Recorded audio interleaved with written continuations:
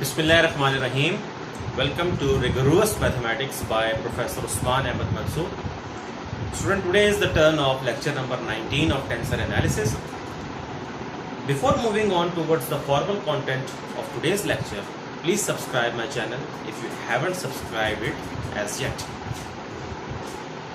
Now, as you know कि हमने order 2 तक कॉन्ट्रावेरिएंट, कोवेरिएंट और मिक्स्ड टेंसर्स की बात की ऑर्डर 2 के अगेंस्ट। फिर हमने एक रिजल्ट किया जिसमें हमने मिक्स्ड ऑर्डर 2 टेंसर की एक एग्जांपल को डिस्कस किया, क्रोनिकर डेल्टा। आज का लेक्चर जो है वो हायर ऑर्डर टेंसर्स के साथ है। हायर ऑर्डर टेंसर का मतलब कि उसका रैंक 2 से बड़ा जब आप लोगे, जनरल कोई रैंक उसका आर या एन जो भी आप यूज़ कर सकते हैं वो करें जब, तो उस सेंस में वो क्या जनरलाइजेशन बनेगी। तो आज उसकी टाइप 1 पढ़नी है, और टाइप 1 कौन सी है? Contravariant tensor of rank R. Contravariant covariant में डिफरेंस आप देख चुके हैं ऑर्डर 1 और ऑर्डर 2 के अगेंस्ट, कि वो लॉ ऑफ ट्रांसफॉर्मेशन कैसा डिफर करता है। तो जो law of transformation contravariant tensor of order 1 या ऑर्डर 2 में था, उसी को जनरलाइज करेंगे ऑर्डर या रैंक आर के अगेंस्ट। ठीक है, अ सेट ऑफ डेफिनेशन उसकी देखते हैं। Mainly set of n to the power r quantities. हो सकता है किसी के दिमाग में है कि यहाँ quantities n to the power r क्यों है। वेरी सिंपल, जब आप ऑर्डर 1 की बात कर रहे थे तो you were having 1 free index, it means you were having n quantities. जब आप ऑर्डर 2 की बात कर रहे थे तो you were having 2 free indices, it means n square quantities. और यहाँ पर r फ्री इंडाइसिस होंगी दोनों साइड्स पे, और उसकी रिस्पेक्ट से आप देख लोगे फिर, बल्कि एक ही तरफ आप बात करेंगे उसकी। फिलहाल मैं उसमें नहीं जा रहा, कि इस एक्सप्रेशन के लिहाज से बात नहीं कर रहा। यहाँ जो क्वांटिटीज लिखी हैं उनके एतबार से मैं बात कर रहा हूँ, कि जिस तरह ये लिखा हुआ है आपके पास a bar p1 p2 up to pr, या a i1 i2 up to ir, इस एक्सप्रेशन के अंदर you are having r free indices. इसी तरह इस एक्सप्रेशन में भी you are having r free indices. Okay, तो क्योंकि r फ्री इंडाइसेस हैं और n डायमेंशनल सेटअप है, तो क्वांटिटीज कितनी बनेगी? एक को वेरी करके बाकियों को फिक्स करें, फिर अगले को वेरी करें बाकियों को फिक्स करें, तो it means you are having n to the power r quantities. इस सेट टू फॉर्म ये किसी contravariant tensor of rank r के कंपोनेंट्स कब बनेंगे? जब ये मजीद n to the power r quantities के साथ रिलेट करें। वो क्वांटिटीज कहाँ पर हो?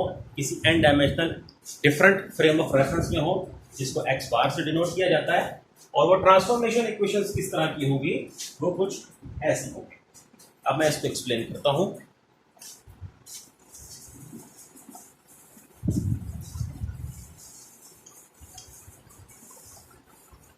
बिल्कुल उन्हीं फुटस्टेप्स पे चलते हुए हम क्या करेंगे, जिस तरह ऑर्डर 1 कॉन्ट्रावेरिएंट की बात की या ऑर्डर 2 कॉन्ट्रावेरिएंट की बात की, हम यहाँ पर ऑर्डर r कॉन्ट्रावेरिएंट की बात करेंगे।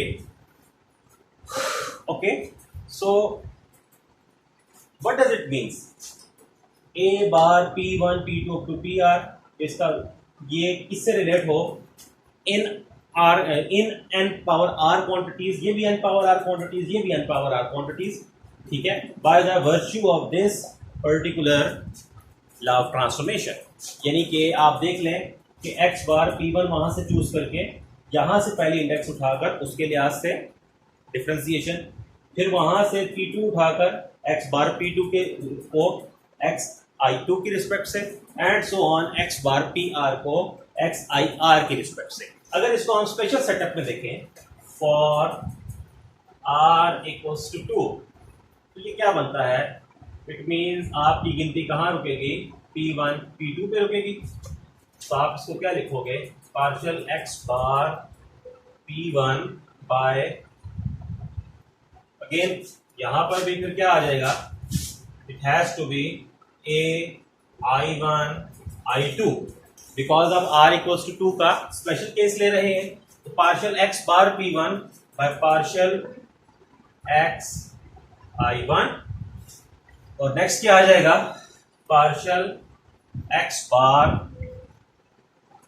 p2 by partial x i2। इस तरीके से आपने ले लिया।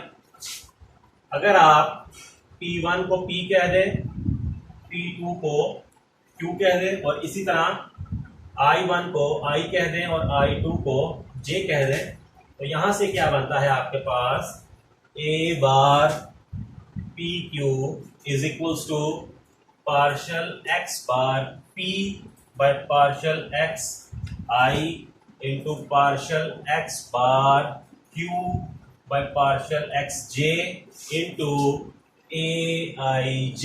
तो क्लियरली आप देख सकते हैं, ये मैंने थोड़ा सा रिनाउंड नोटेशन यूज कर ली, तो आप देख सकते हैं कि ये वही लॉ ऑफ ट्रांसफॉर्मेशन है जो कॉन्ट्रावेरिएंट टेंसर ऑफ ऑर्डर 2 में इस्तेमाल होता है, जिसमें कोई AIJ n square quantities relate कर रही होंगी A bar PQ n square quantities के साथ through this law of transformation.